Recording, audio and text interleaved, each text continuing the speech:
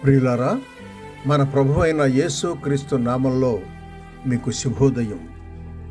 ఆయనను గూర్చి అనుదిన ఆత్మీయ ఆహారం, నవంబర్ 20 గురువారం. నేటి మన ధ్యాన లేఖనం తెస్సలోనికయులకు రాసిన మొదటి పత్రిక 4వ అధ్యాయం 13వ వచనం. సహోదరులారా, నిరీక్షణ లేని ఇతరుల వలె మీరు దుఃఖపడకుండా నిమిత్తం నిద్రించున్న వారిని గూర్చి మీకు తెలియకుండుట మాకిష్టము లేదు. వ్యాఖ్యాన అంశం క్రైస్తవ నిరీక్షణ. వ్యాఖ్యాన అంశం క్రైస్తవ నిరీక్షణ. వ్యాఖ్యానం: నమ్మిన వారు తెలివిహీన దశలో లేరు. వారు తెలుసుకోవలసిన అంశాలు వాక్యంలో స్పష్టంగా వ్రాయబడి ఉన్నాయి. క్రీస్తునందు నిద్రించిన వారి సంగతి మనకు తెలిసింది. నిద్రించింది వారి దేహాలే గాని వారి ఆత్మలు నిద్రించలేదు. క్రీస్తు రాగానే ఆయన యందు నిద్రించిన వారు లేస్తారు. ఇది మాకు తెలియబడింది.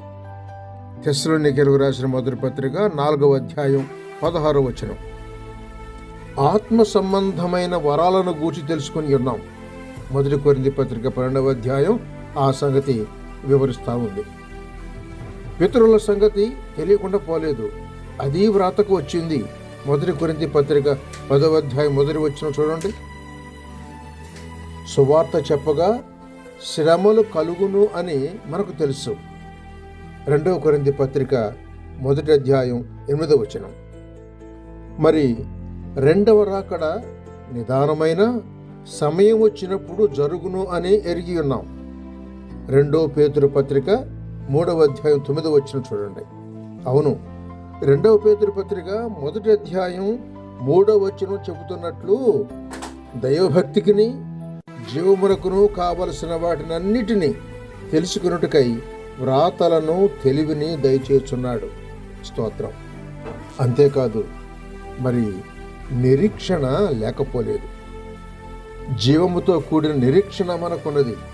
1 పేతురు పత్రిక 1వ అధ్యాయం 3వ వచనం. అలాగే శ్రేష్టమైన నిరీక్షణ మనకున్నదని హెబ్రీ పత్రిక 7వ అధ్యాయం 19వ వచనం చెప్తుంటే, రక్షణకరమైన నిరీక్షణ మనకున్నది అని రోమా పత్రిక 8వ అధ్యాయం 24వ వచనం తెలుపుతోంది.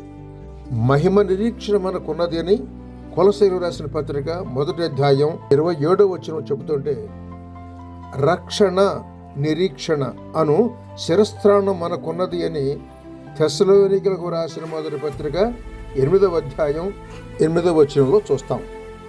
అంతేగాక నిత్యమైన ఆదరణతో కూడిన శుభ నిరీక్షణ మనకున్నది అని 2వ తెస్సలోనికయులకు రాసిన పత్రిక 2వ అధ్యాయం 1వ వచనంలో గమనిస్తాం.